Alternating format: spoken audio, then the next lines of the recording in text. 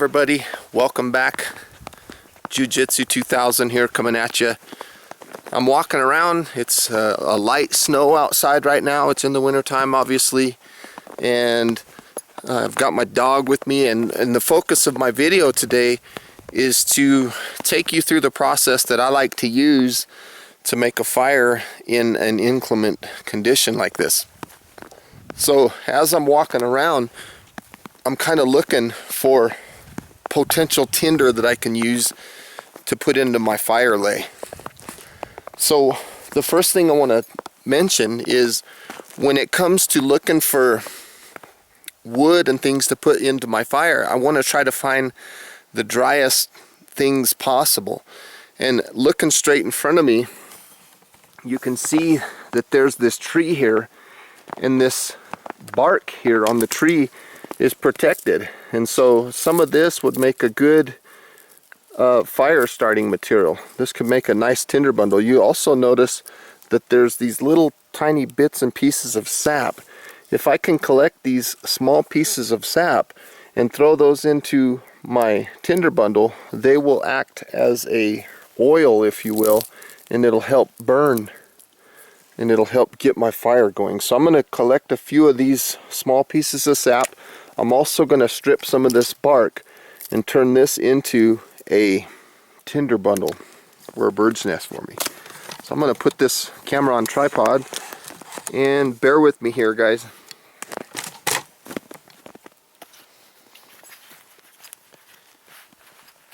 So I'm just going to strip a little bit of this bark.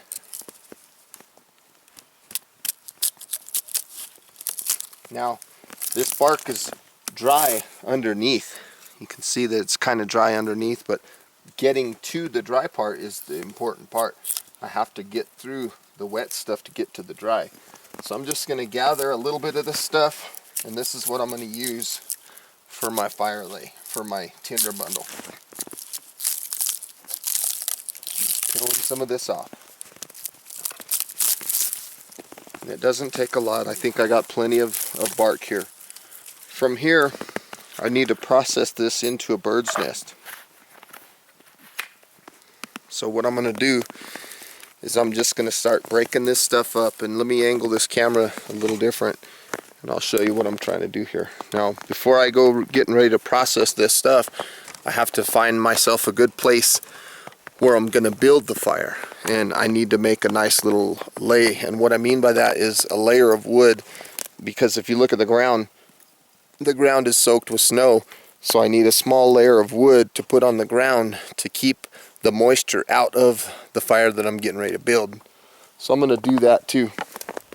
And I'm kind of looking. And I'm looking for pieces of large bark or pieces of wood, anything that's going to create a barrier away from the snow so that I can build my fire on it. I see a good piece right here.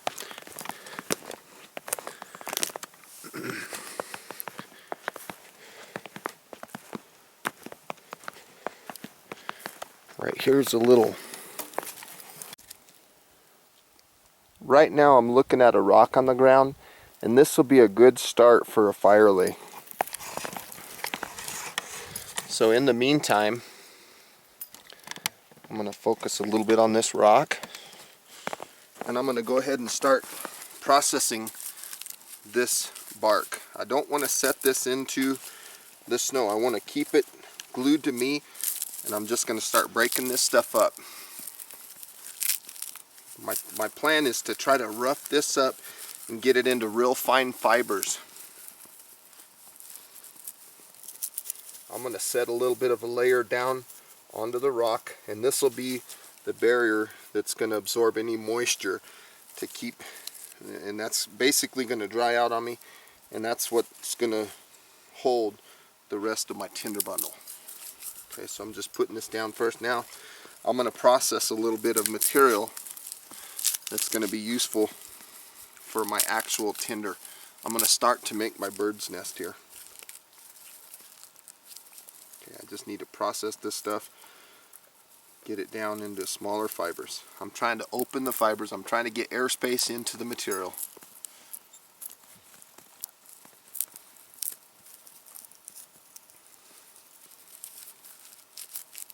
Just working it back and forth, twisting it, working it, roughing it up. It's really hard right now, so it'll take a minute.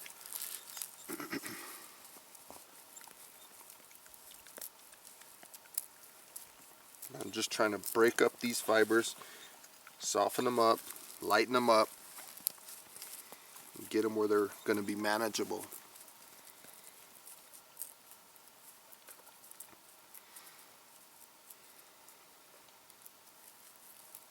Just thinning it out as much as possible.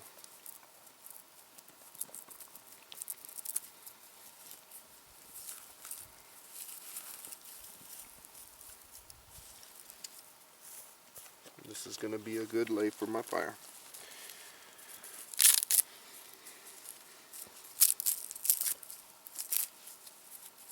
See, I get a little thin strip like this in my hand and I just kind of rough it up from the edges. Trying to create as much surface area as I can with this material.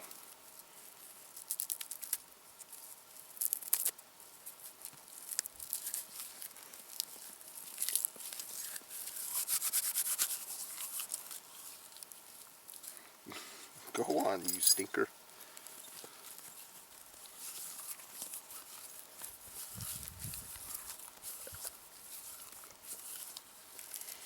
Once I start getting a little bit of a bundle together, I'm going to make sure that I lay it on something dry here so it doesn't get wet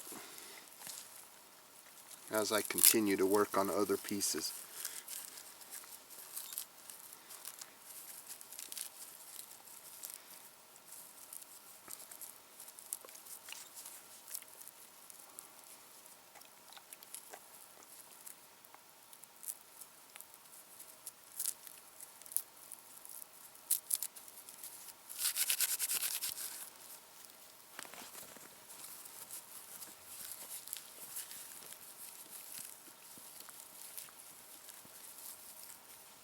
This is starting to look good. This is going to be a good little fire lay.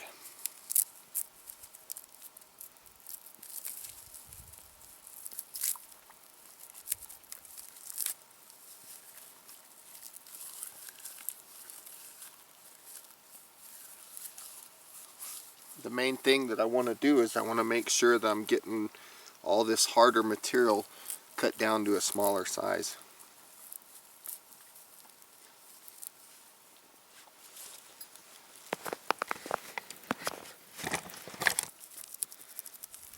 Now, if this was all that you had out here, was natural materials like this, you'd want to break this down very fine. But I have some dryer lint in my pocket that's getting ready to, it's drying right now, and I'm going to be using that as my main tinder. This is just going to be a secondary or backup tinder, so I'm not really breaking it down that fine because I have that other dryer lint that's real fine. Now, one thing that I'm going to do in the video today is I'm going to show how to use a lighter that has no fuel in it, and the only thing left behind is the spark the lighter will produce. Now, some people might think that that's silly or that that's simple, and it's not, because the temperature of the spark that's thrown off of an old beat up lighter is much milder of a spark than what a ferro rod would throw. So it takes a little more effort to get those types of sparks to be used on an old lighter like that. So I'm just roughing up this material, trying to open up the fibers. This is again what's going to sit on top of my existing fire lay, and that's what I'm going to hopefully build my fire on.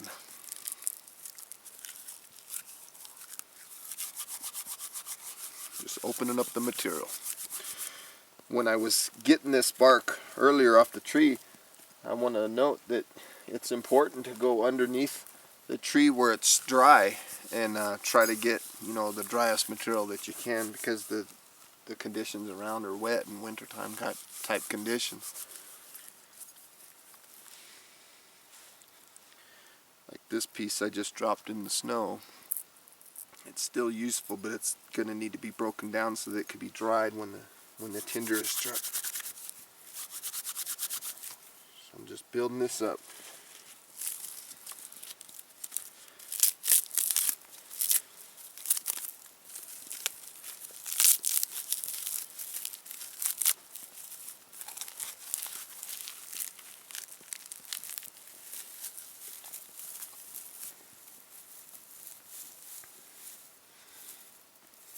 So now I have a good medium-sized bird's nest. Now let me show you my lighter.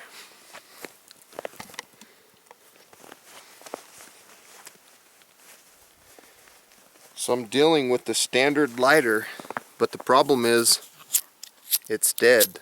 There's nothing left in it. It has only a spark, and a weak spark at that, so it's not near as powerful as a ferro rod. I have in my pocket some dryer lint, you know, full of dog hair and everything else. I'm going to take some of this dryer lint, hopefully not too much, put the rest in my pocket to keep it dry, and hopefully if I can open these fibers up and get this thing opened up, it'll be able to catch a spark for me. It's kind of a difficult process and you got to be real patient, but it does work. It's not near as easy as a ferro rod though.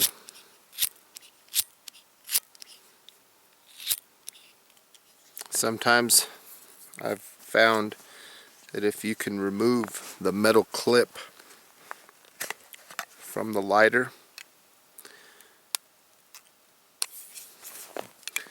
this will help open up the spark where you'll get a little bit more performance out of it spark wise. So let's try that. So I've opened it up to this, and again I did that so that I can get into where the spark is a little easier, a little more direct. I don't have that big metal thing in the way. Once this goes, it's going to go quick. So that's why it was so important to have that fire lay ready.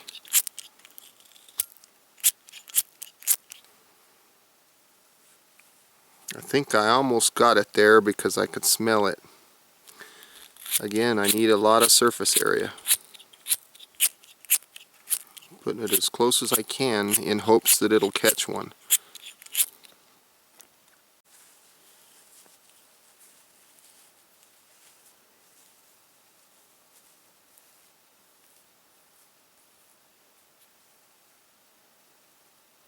I need as much surface area exposed as possible.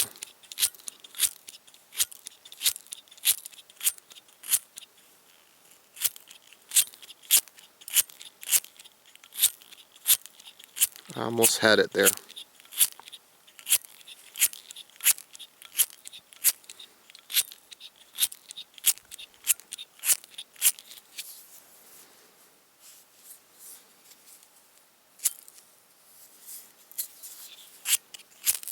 There it goes.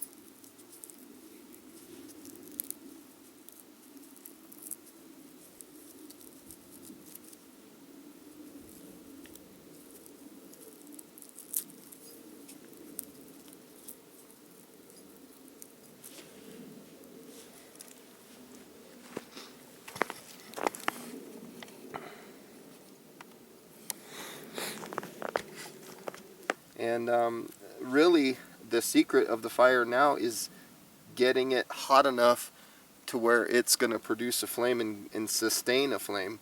That's difficult, especially under these conditions.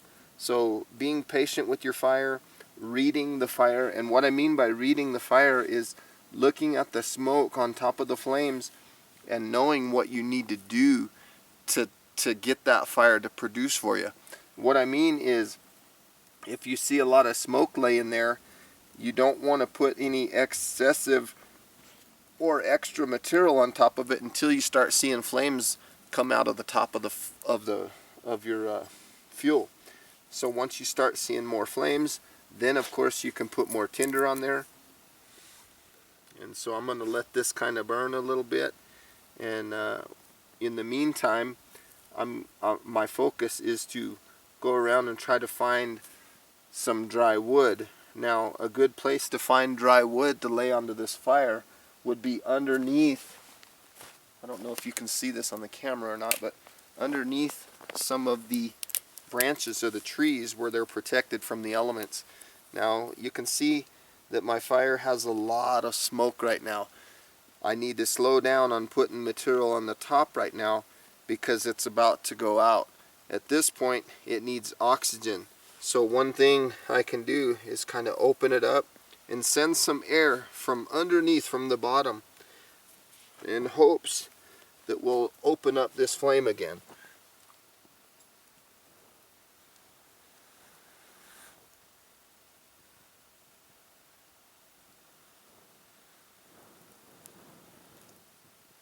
And once you get your flame out, you'll notice that the smoke will go away a little bit. Here's some of those branches that I took out from underneath the tree, and I'm still getting a lot of smoke, and that's because two things: this material is still wet, and it's hard to get this thing going based on the fact that it's cold, it's wet, and it's taken a lot to get it going. But you got to be patient. Make sure you have good airflow on your fire. Things like that. It'll help a lot. I'm going to zoom in and take a look. See how there's a lot of smoke coming out?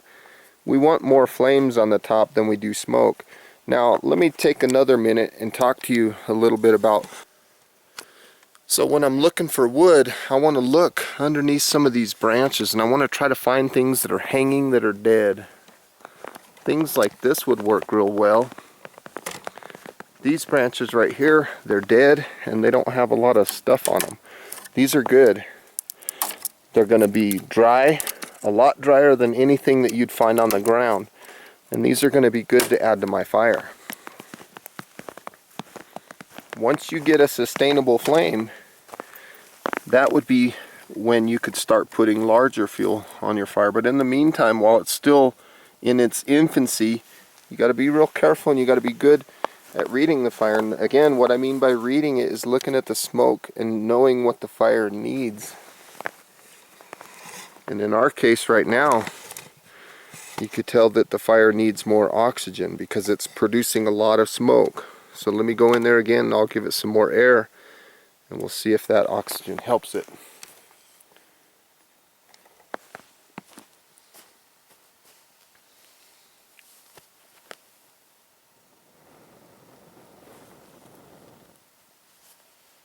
Once you have flames above the top of the fuel, then you can start adding more fuel. Behind it you can see that there's that tree over there, and it's got a lot of good dead stuff on it that I can use for my fire.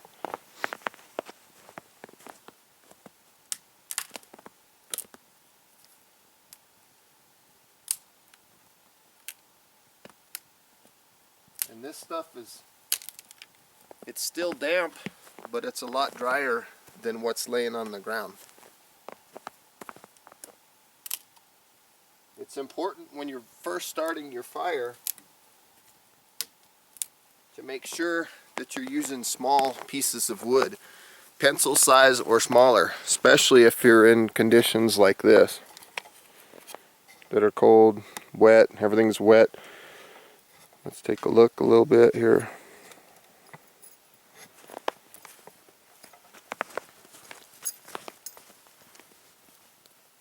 And it's all about reading that fire, reading it to know what it needs, looking at the smoke level. Again, if you have a lot of smoke, you need to slow down and put material on it until your flames reach out past the top of your fuel.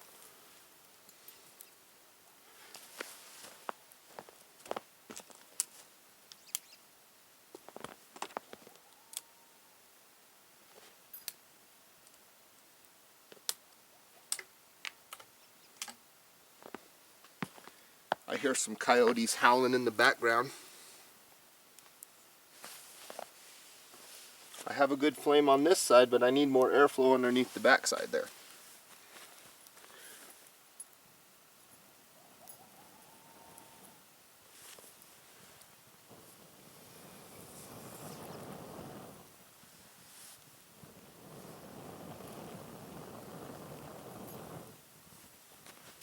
That looks good. So now I'm going to go around, I'm going to gather some more wood. You can also peel the bark that we used as our tinder off the trees.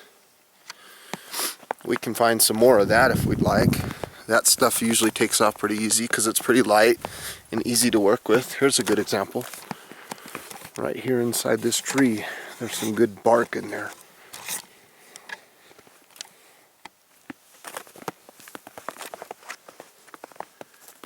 Coming in and gathering all this stuff. This stuff is very good.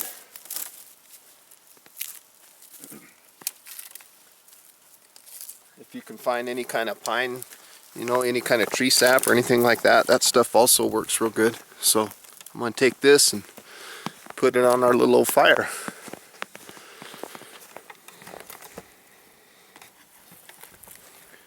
Now, as you can see, our flames are starting to take off a little bit better. It's starting to become more self-sustainable. Things are looking good. You know, I can rough these up a little bit, but it's not really necessary too much because I have a pretty good amount of fire and flames coming out, so it's going to work pretty good. I don't have to rough it up too much.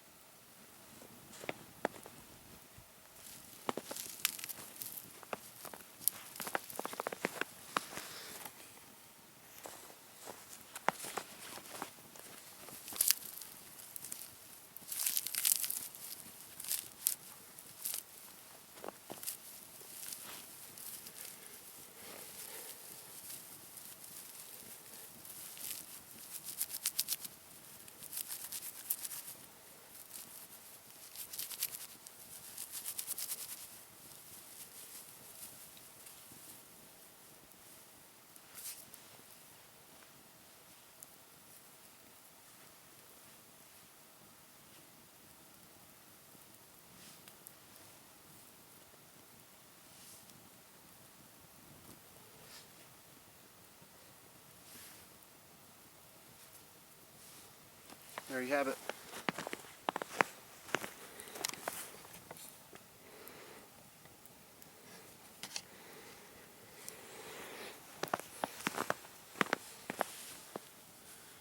So there you have it, everybody. I want to say thank you again for watching my videos. Thank you for the support to my channel, all the kind words, all the comments. And as always, feel free to subscribe, like, share, thumbs up. And again, have a beautiful day, everybody. We'll see you next time. Bye-bye.